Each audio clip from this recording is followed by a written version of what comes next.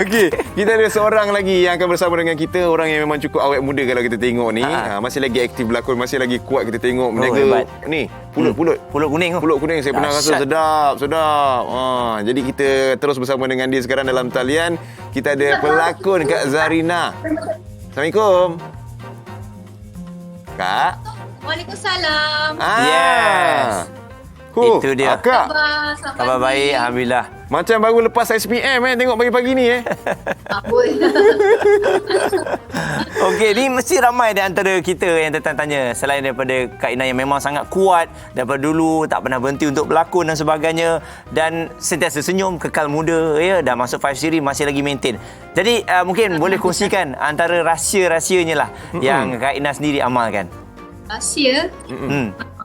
Tak ada rahsia lah, kita penjagaan harian lah. Macam kita kena sentiasa bersih, kemas. Lepas tu kena sentiasa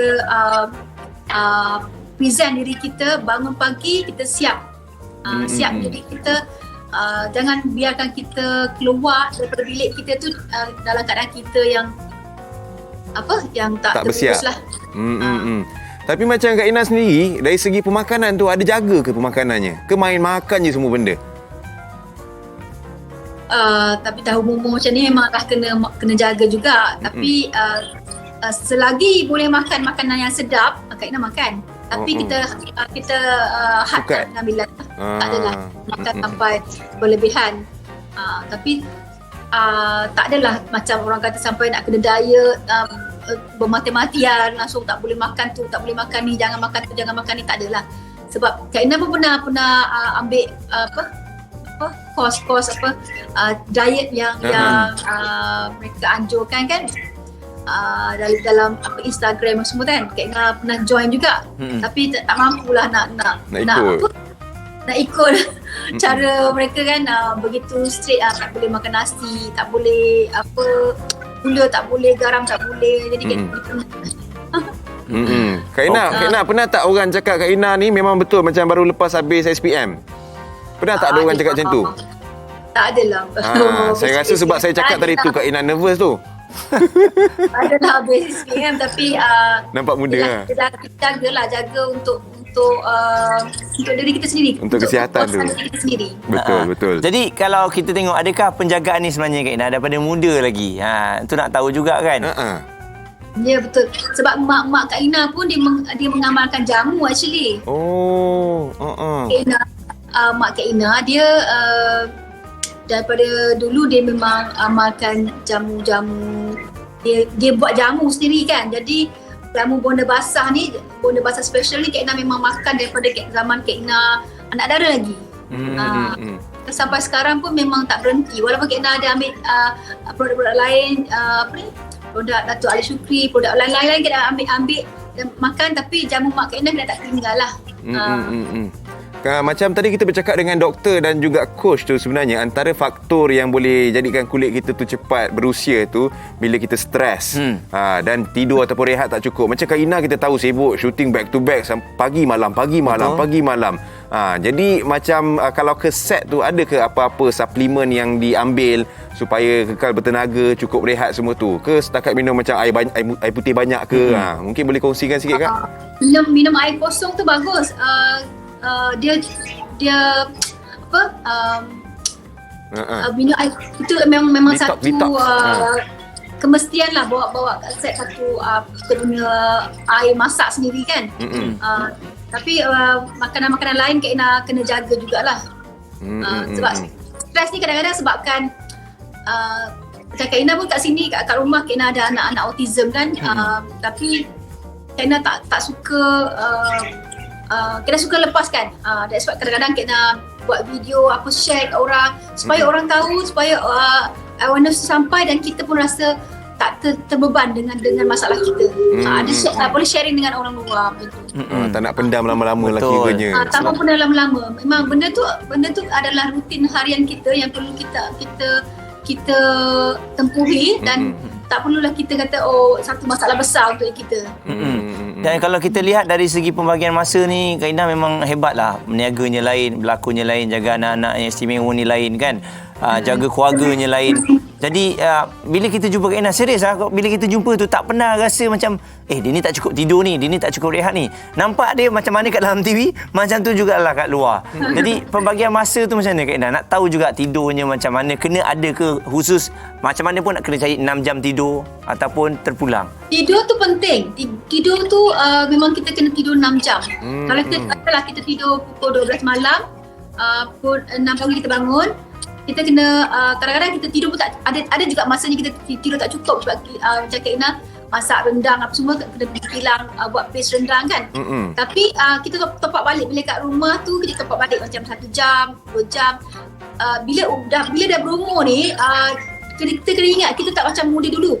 Jadi bila kita bangun awal, tengah hari kita akan rasa mengantuk, rasa penat. Sekurang-kurangnya kita kena ada apa orang panggil good nap waktu tengah hari tu.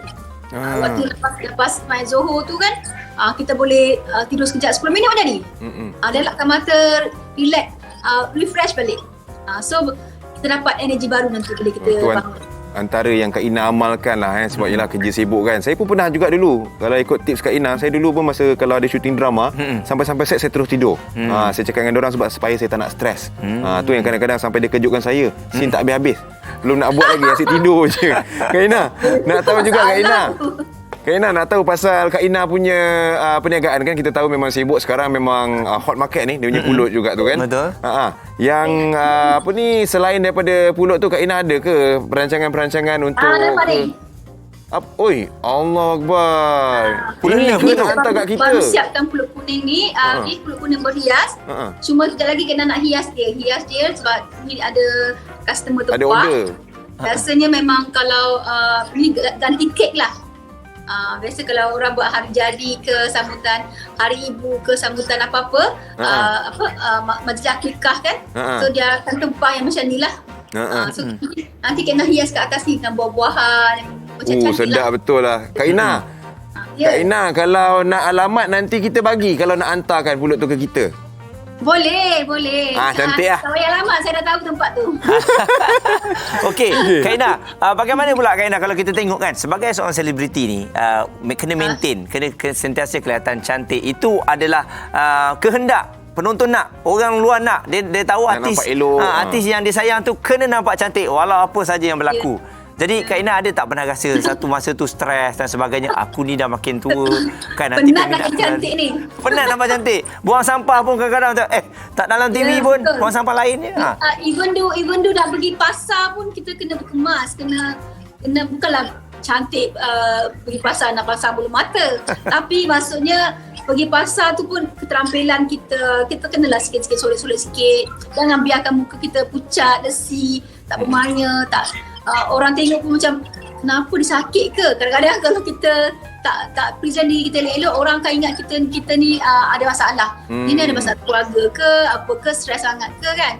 So kalau boleh jangan tunjuk pada orang apa masalah kita, yang kita tengah ada masalah. So kita relax, kita macam saya kalau dengan anak-anak pun saya lepaskan nangis sama-sama, nangis lepas tu lepas dah habis dah tak mau nangis lagi, kita happy pula bawa orang keluar. Macam-macam benda, memang macam-macam benda kita lalu, tapi jangan biarkan perkara tu menjadi satu bebanan besar dalam hidup kita. Kena sentiasa positif lah Kak Ya, Kak, betul. saya nak tahu Kak, sebab kadang-kadang Bukan, dia bukan panggil F ni. Panggil siapa tu? Panggil anak dia. Oh, salah dengar. Ingat panggil kita. F ni. Ini dia. Abang. Yeah. Baru lepas breakfast ke? Dia tak boleh cakap. Jadi akak, kalau kita tengok yelah, semakin lama anak-anak akak ni semakin dewasa kan. Okey. Jadi kita lihat semakin hari semakin dewasa kan Kak. Mesti cabarannya anak-anak akak, yes, dia berbeza. pagi dia dah siap mandi, dia letakkan baju semua dekat dalam wash machine. Dia dah siap-siap, dia nak suruh bawa pergi kedai. So sebenarnya time ni time nak bawa dia pergi kedai. So apa dia? Memang dia ikut on time betul lah Kak. Betul, memang on time. Okey. Tapi memang on time. Azal dengan Azal memang on time. Azal dia tahu pukul 8 time dinner. Dia akan bawa abang dia pergi dinner, makan dengan dia. Lepas tu dia akan lepas dinner dia akan bagi abang dia ubat untuk abang dia rehat. Lepas tu dia pula akan turun bawah, dia akan tunggu sampai 12 malam baru dia akan naik atas bilik dia. Time-time tidur dia kata. Disiplin ni. Bagus lah. Tapi kalau kita berkait balik dengan topik kita yang kita bincangkan ni pasal awet muda ni Kak. Nak tahu lah Kak, macam ada setengah orang dia berbelanja ribuan ringgit untuk kelihatan muda Kak. Akak ada tak berbelanja sebegitu Kak? So far dalam hidup saya belum lagi lah enjek muka Enjek semut. Saya belum pernah buat lagi lah. Tapi mungkin kena buat kot. Janganlah Kak, ni dah lawa dah. Ni dah elok dah Kak. Nanti lain pula kita jumpa hang. Okey Kak, jadi tips tak nasihat kepada semua yang mahu sentiasa kelihatan muda? Saya lagi suka natural way lah. Natural. Cantik tu kalau tua lah, tapi tua tu tetap kemas, cantik. Saya suka tengok kalau orang tua tetap kemas, bersih, cantik walaupun dia pakai bedak sejuk tapi nampak muka dia manis je. Terjagalah gitu Alright Kak, terima kasih banyak bersama dengan kita. Tak payah over tapi nampak sentiasa bersih, kemas dan sentiasa bersedia. Okey Kak, walaupun kita tahu Akak punya Instagram mengancam Kak followers. Tapi kalau siapa lagi yang belum follow Kak, boleh share Instagram Akak Kak. Ini dia. Instagram saya Zarina Zainuddin _.